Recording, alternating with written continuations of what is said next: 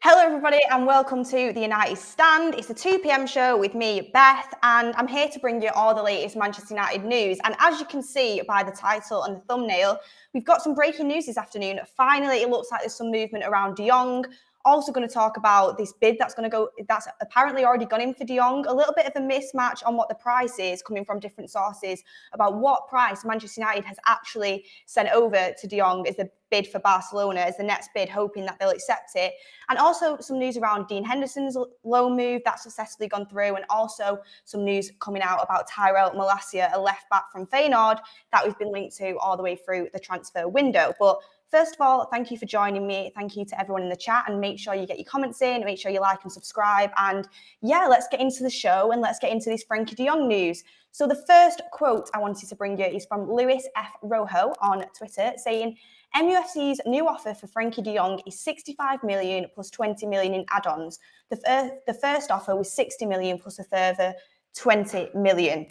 So we've moved up 5 million according to Luis Rojo, but then Mark, as you would have seen on the show yesterday, he seems to be getting a lot of news in early before the journalists are actually reaching it through sources that we have here at United Stand. And he is saying that the fee that we've put in is 75 million plus 10 million in add-ons. And that is what we would need to make Barcelona sell Frenkie de Jong to us. They want 75 million as a base fee. That's the base fee they want without the add-ons. And then they want the 10 million add-ons to get it up to 85 million, which is the price they have to get for de Jong, or else they won't sell him. So if Luis Rojo is right here, I assume he's going to be rejected because they need a 75 million base fee. But it's very interesting that these reports are coming out about the de Jong fresh bid coming in now, a day before we are about to take 11 million, well, the Glazers are about to take 11 million in dividends out of the club.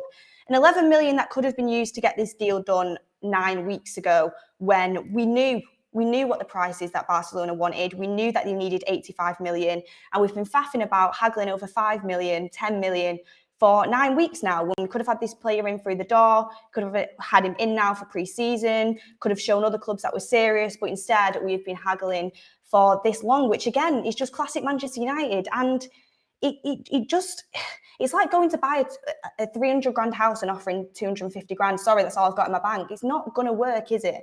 If a player is valued at that fee, then you should buy them for that fee, which is what I've been trying to say for quite a long time. Andy and Bruno, afternoon, Beth, hopefully you're well. I'm very well. I'd be much better if this bid got accepted and we started to get De Jong over the line, but I feel like now it's maybe a little bit of a waiting game to see whether Barcelona are going to accept this bid, and whether it actually is 65 million plus 20 million, or it is the 75 million plus 10 million that other sources are reporting. That seems to be the more likely one that Barcelona will accept. And moving on with the Frenkie de Jong deal, a few more quotes coming out here as well from Samuel Luckhurst, saying that Barcelona want a guaranteed 75 million with add-ons to ensure Frenkie de Jong's overall fee surpasses what they paid for him. And also as well, that MUFC feel that they are negotiating hard for Frenkie de Jong as they had yielded to Barcelona's initial demand. It would have affected the capacity to strengthen in other areas. So basically, why the whole 9 weeks of negotiation has been longed out for as much as it had and dragged out, and every day you hear like, is De Jong going to happen? When is De Jong happening? It feels like it's been going on for an eternity now. The reason that this has been happening is because United, as United do, are just trying to get the fee down. So because we don't have as much budget as we expected this summer, because the Glazers are taking dividends every year and taking dividends again tomorrow, 11 million that could have been added to the transfer budget, and also because we are really bad at selling players and selling deadwood. That could have been funds that we added to this pot to be able to get Frenkie de Jong over the line. And again, like we spoke about on the show many times, this is why Manchester United aren't doing any other deals, because we're so wrapped up in getting the right price for Frenkie de Jong that we can invest in other players over the summer, because it seems like the budget is very tight and they only have limited amount of fees that they can afford to do for each player. To me, that seems like not a very well planned transfer window, because you should know the valuation of each player and have the funds ready if that's the player you're going for. You shouldn't be going in for Anthony, who was expected to be 60 million. I know there was thoughts of him coming out for 40, but expected to be 60 million anyway because of the value of this player and how good he's been at Ajax, and going, yeah, we'll do 40. Going to De Jong, who is only valued as low as 85 because of Barcelona's financial situations. If it wasn't for that, it'd be £100 million player in the markets now. And going, sorry, yeah, we only have 60 million. You've got to pay the valuation for the player. I understand negotiations and getting the right price, but dragging them negotiations on for 9 weeks to haggle as you do is for me just it just explains Manchester United's transfer dealings, and it seems like nothing has changed. But we'll have to wait and see if they can get this deal over the line, because if they get this deal over the line, we'll all be happy. But we'll all remember how long it took to get there, and how we've now missed out on other targets and potentially drummed the price up of other targets because of that, which is going to affect our transfer window as a whole as well. So you've got to remember that even if we get this deal done, it'll be an amazing signing, but we've handled it the complete wrong way, in my opinion. Paul Farrell says, major process needed to get the Glazers out. I completely agree. The protests that were held with the Super League really started to make a difference and started to make an impact. It seemed like the club kind of were like, oh, this is happening now. It's called off a game. It's cost us money. We're going to go in this transfer window. And to be fair, they bought Varane, they bought Ronaldo, they bought Sancho. They had a decent transfer window, but us as fans, us as people who watch this team week in, week out and know the club, were still dubious over the fact of how neglected our midfield was. And it ended up costing us this season. So not only do you need the funds from the Glazers and the board, and we need money invested into this club that seems to be taken out when we need it most, we also need people in charge who are going to get the manager's targets and are going to know what this club needs and how it's going to improve, and is willing to listen to others around it. And that does seem to be the case, to be fair, because we have seen that they had this list of scout reports, handed it to Ten Hag, and Ten Hag was like, these are the signings I want. And it does seem like they are going for that. They do want to get his number one target, which is Frenkie de Jong.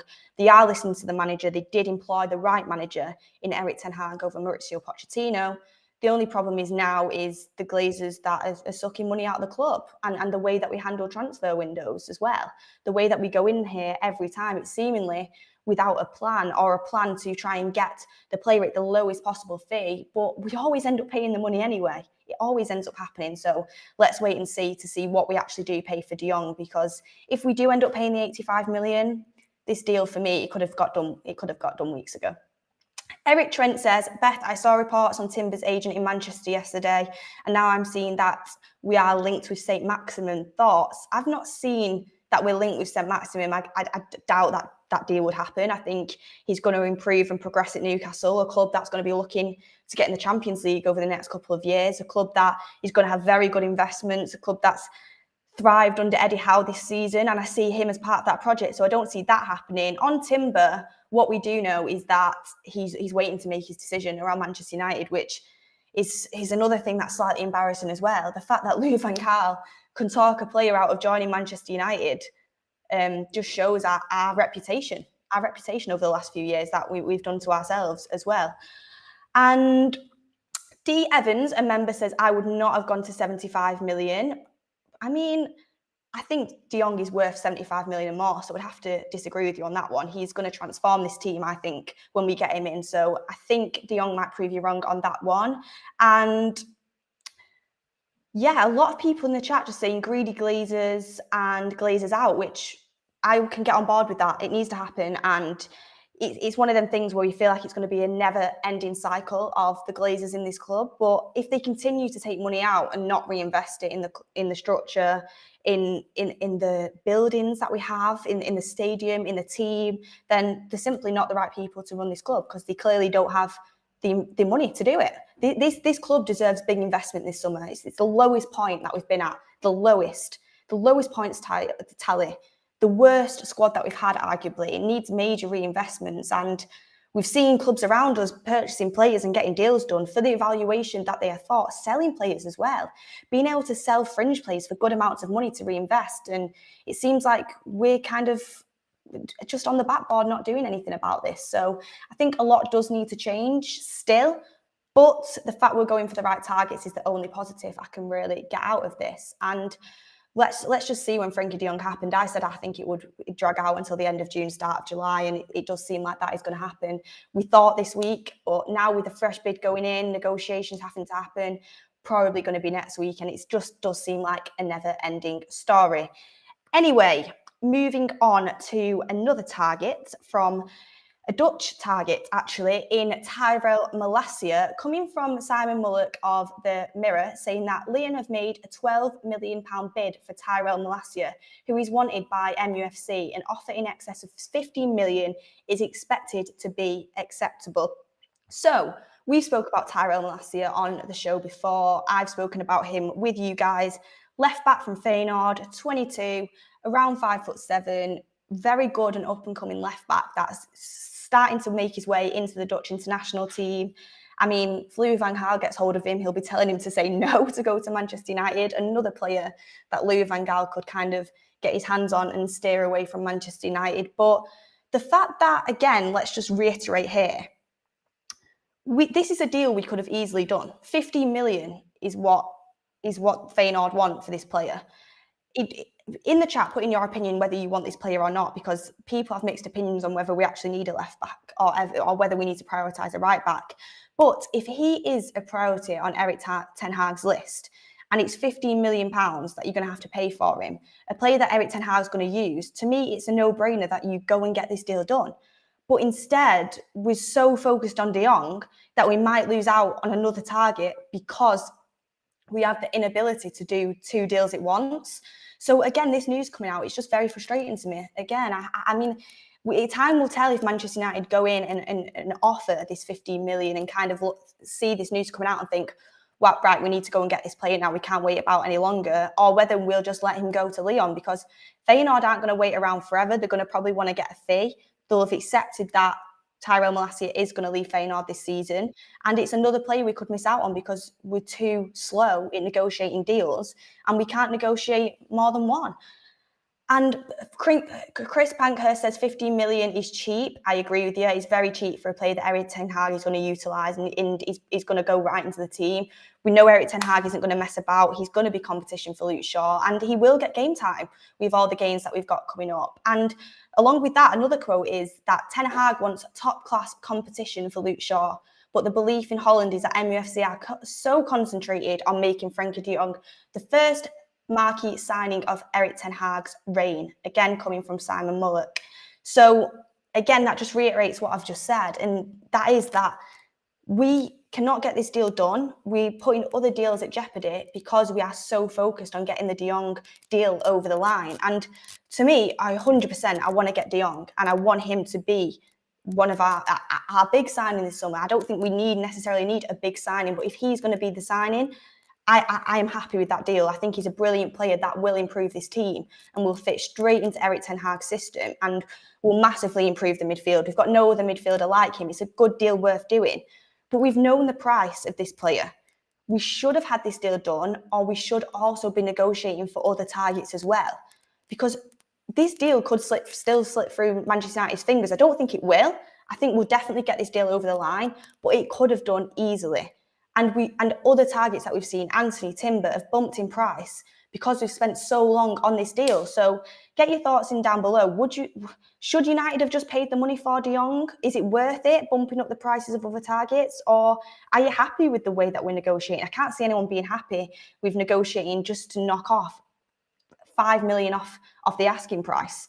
I can't see anyone being happy with that, but Manchester United will be because it's more money in their pockets. And another quote coming out from the Mirror as well, a lot of good stuff coming out from there, is that informal talks have taken place regarding Malacia. No official offers from English clubs as of yet, but Malacia was on Erik Ten Hag's initial shortlist when he took over, and the decision is down to the player. So, if Manchester United go in with a £15 million bid for Tyrell Malacia, you've got the price that Lyon have bidded 12 million. We've got the price that Feyenoord want. And is a player going to want to go and work at Manchester United, where he's got the opportunity to be part of a major rebuild? He is going to get game time because we know about Luke Shaw's injury record, and it's just stated there that Erik Ten Hag wants top-class competition for Luke Shaw.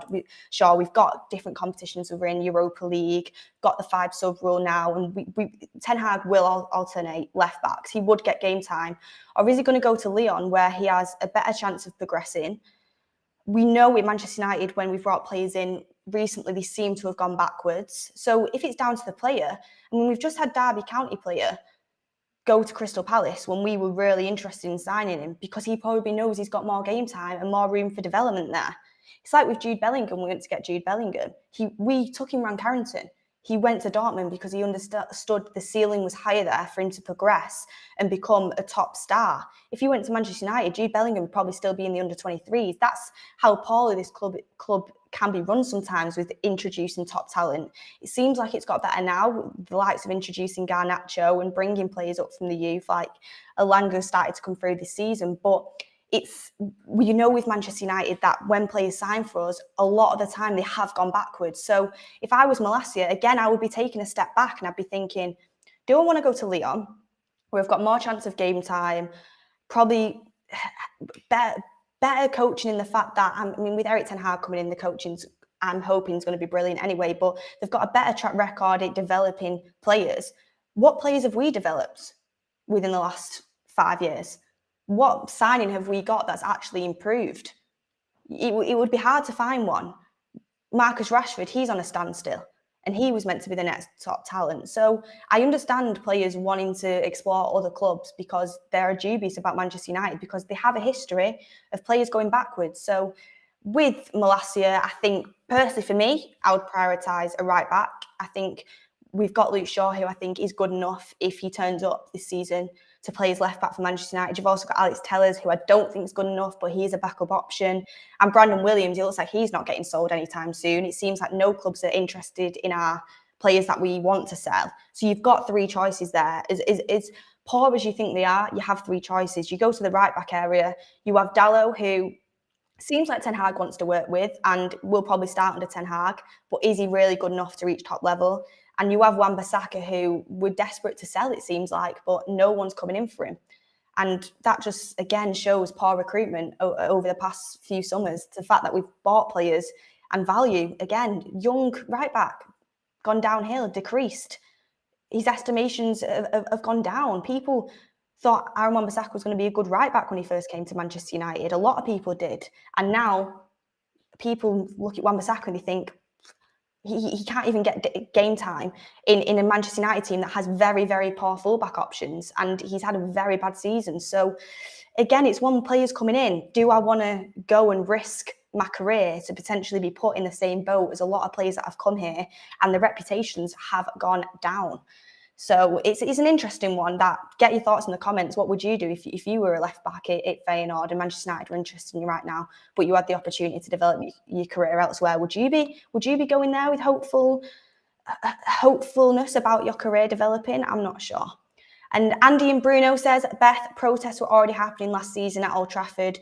Sure, you must have witnessed it. Fans need to unite and get the Glazers out. I definitely think there will be more protests, especially with the way that this transfer window seems to be going. Even if Manchester United now go and sign, if they sign 3 players in August, it's not good enough. We should have had players in for pre-season.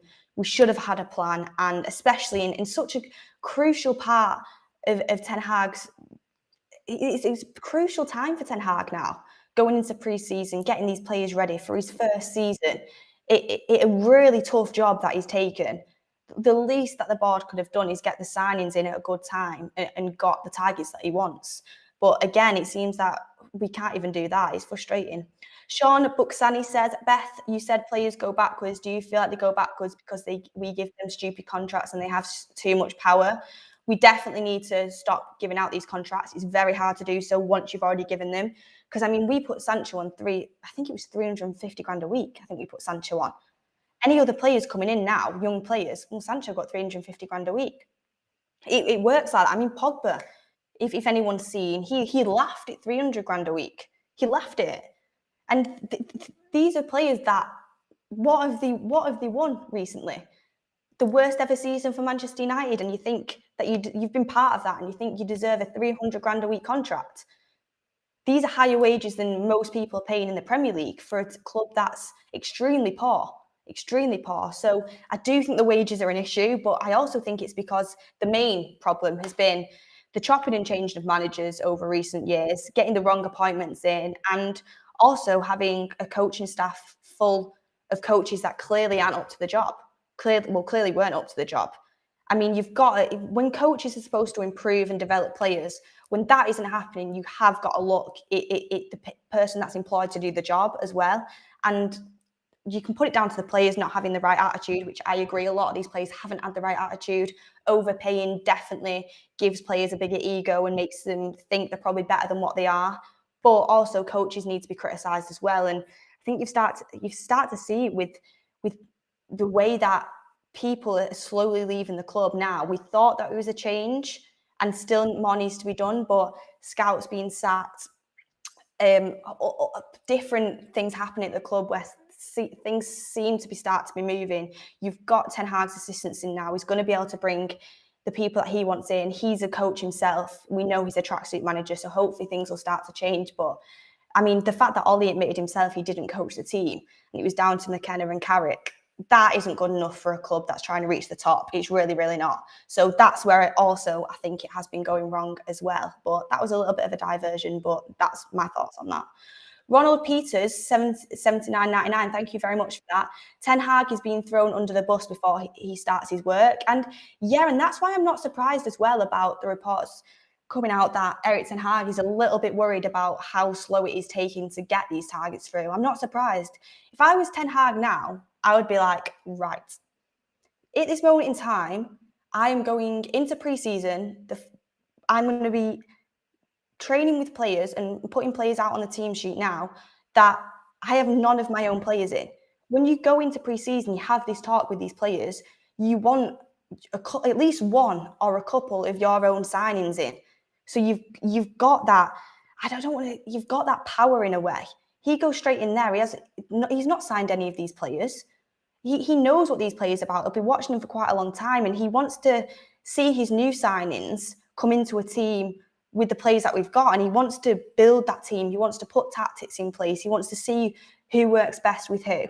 And he's not got that. At the moment, he can only build off what we've got and what is set in stone. And what's set in stone is the exact same team that was finishing at the worst ever points tally as last season. That's all he's got to work with now for definite. The board can say, don't worry, Eric, we're getting De Jong in, but it's not 100% over the line. So we can't start building this team around De Jong without him there, which is wasting training time. It's wasting valuable pre-season time where you play these friendlies and play these games to kind of work on the system and adjust the system. And it is putting him in a hard place. It's not making his job any easier, let's put it that way. It's making it a lot harder. And that's why you'll see these big clubs already making signings. Jurgen Klopp, Pep Guardiola know exactly what they want to do this season. And they know how their team functions and works already. They'll know how they're going to slip these players into the play style that they already have. And they'll be in for pre-season and they'll already be working on that from the get-go.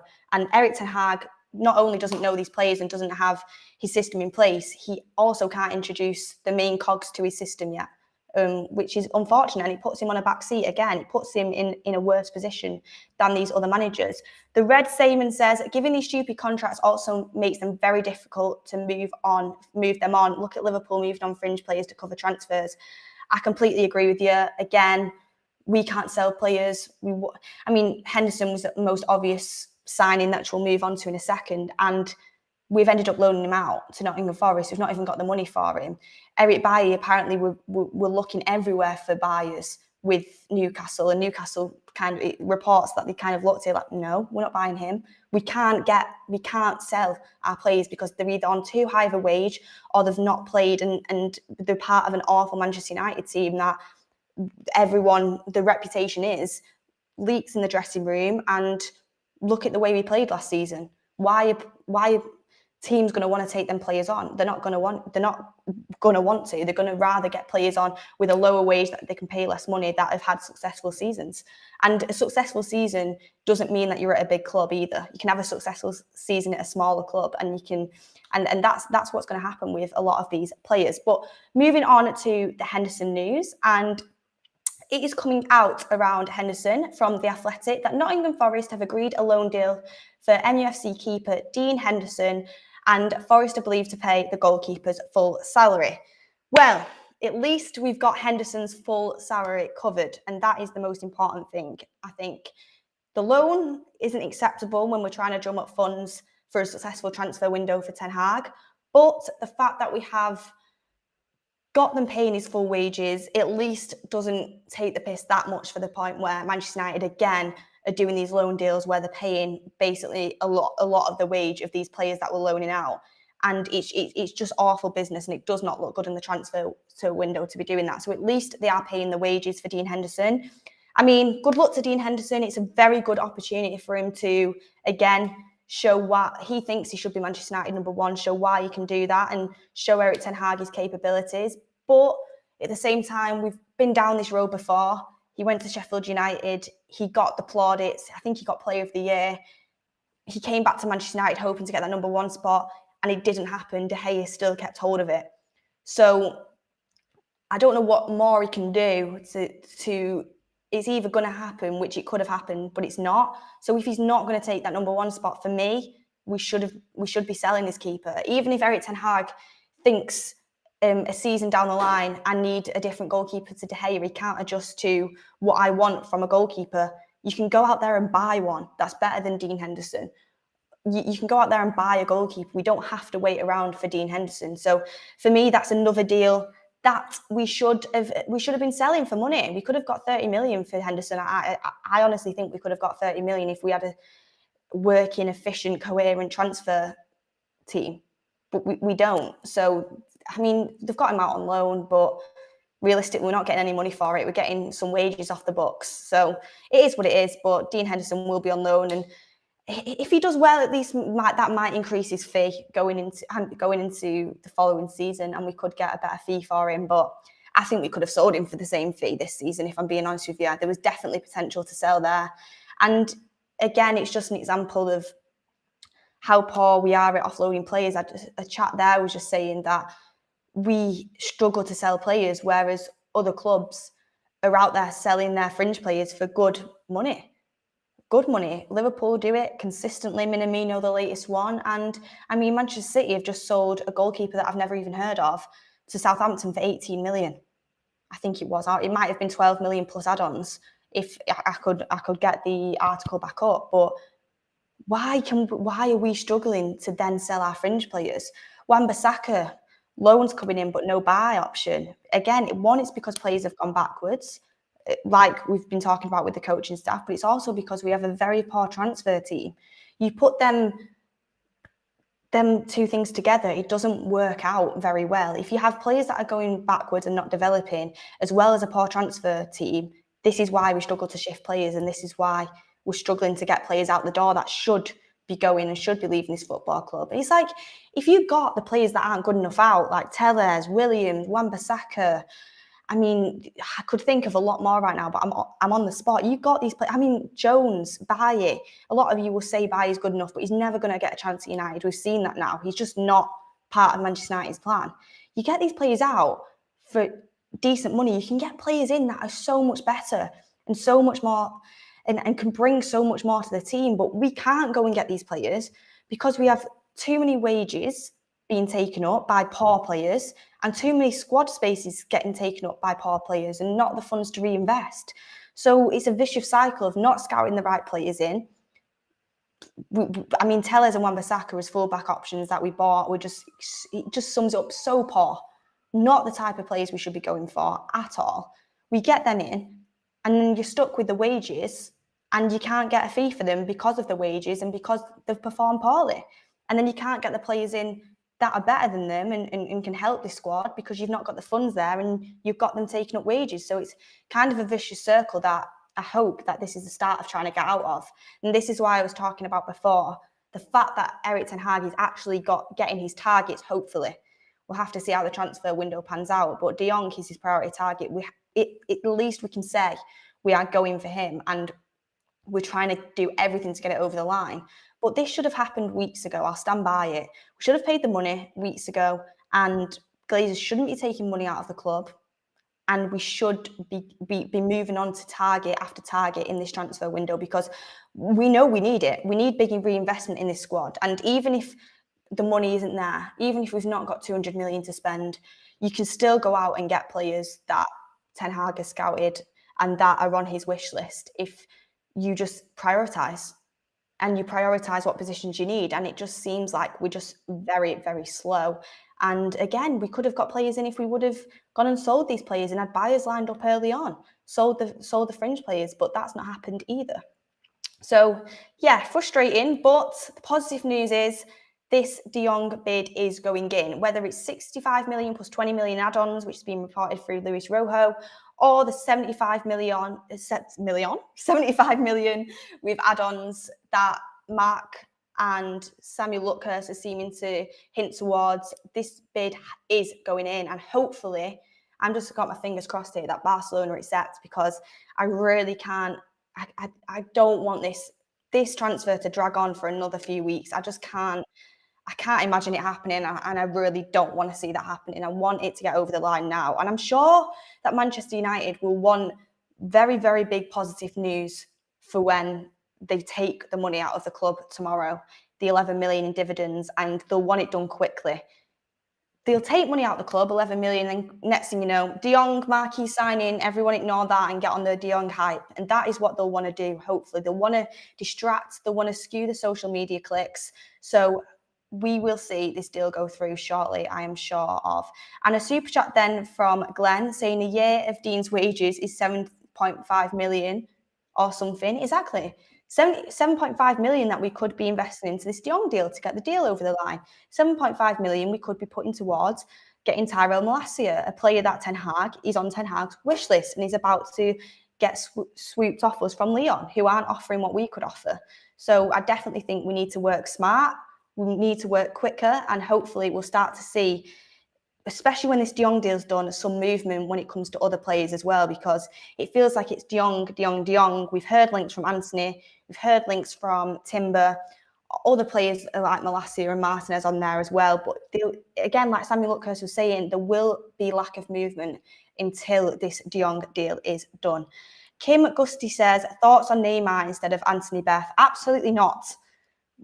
Injuries, I think he's a brilliant player, but attitude problems, and another player that has a big ego will want huge wages and will think he's bigger than the club.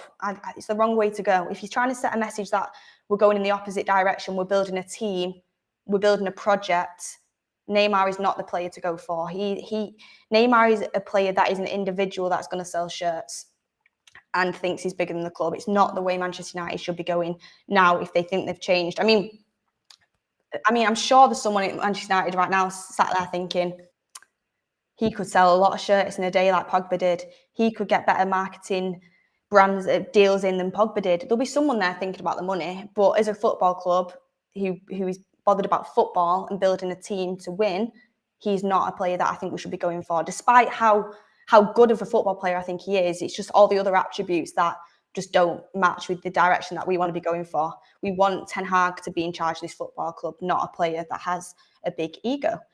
And Katana says, I predict Barcelona will reject the bid. I mean, they're going to have to accept something soon because, again, they're going to want the money from De Jong. If they get a bid in of 75 million euros plus the 10 million in add-ons to take up to 85 million, as long as they get the 75 million base fee and then the add-ons on top to get it up to 85 million, they will accept. So it will be very interesting in the next hours or the next day to see if this bid is accepted, to see if it was a 75 million that we put in there or if it was a 65 plus 20. Because I think if we put in 65 plus 20, they'll reject. They want the 75 million base fee because they need it.